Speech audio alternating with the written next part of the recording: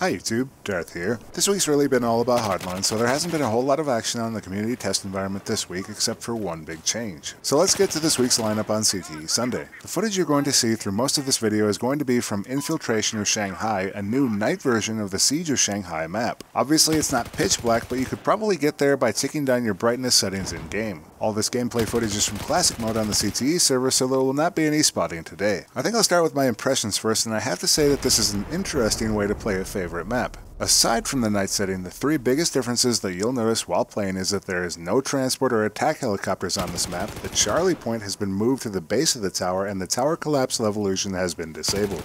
Those first two notes are important as it's no longer an easy task to get on top of the roofs of Shanghai. In addition to the two helicopters being gone, the elevators have also been disabled. It's still possible to get on the roof using radio beacons or by spawning at Charlie, but I'm hoping that this is merely an oversight and not intentional. Leaving the rooftops half removed doesn't seem to have any effect whatsoever on gameplay.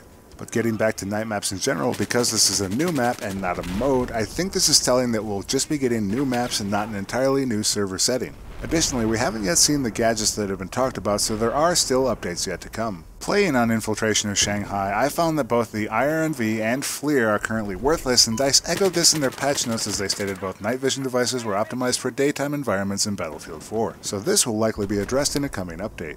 Overall, I think Infiltration of Shanghai is a neat way to update a map that people have pretty much played to death by this point. It only feels a little different though, so I wonder if it will be more than a gimmick to players. I'd be curious to see if we're going to get other maps and if they're changing the gameplay by swapping points and vehicles. For Shanghai, it might be more interesting if the armor was removed entirely and instead replaced with infiltration vehicles like ribs, quads, and bikes. I'd definitely love to see a night version of Lankang Dam that doesn't include every vehicle in the game. So the UCAV and Mortar got a small update this week on the CTE. Primarily, DICE increased the visibility on both gadgets to offset their nearly instantaneous lethal damage. First, the UCAV was given a lasting trail in addition to lights so that it can be more easily seen in flight. Combined with the audible hum as it closes in, this could give infantry a bit of a heads up that it's about to ruin their day. As for the Mortar, the length of time and visibility of the trails was increased to help draw attention to its operator and its destination. I'm not particularly sure if this is going to change much, as I feel the Mortar was pretty easy to spot already. One had to simply open their map and see where the Mortar was appearing. Regardless, this change should now make it even easier for players. As with every week, there were a few smaller changes. This week, the 6x sniper scope was tweaked to no longer be stabilized, DICE tweaked the vehicle resupply spheres for health and ammo from field upgrades, the damage stats on Rogue Transmission's dish were fixed, and there were some other smaller bug fixes.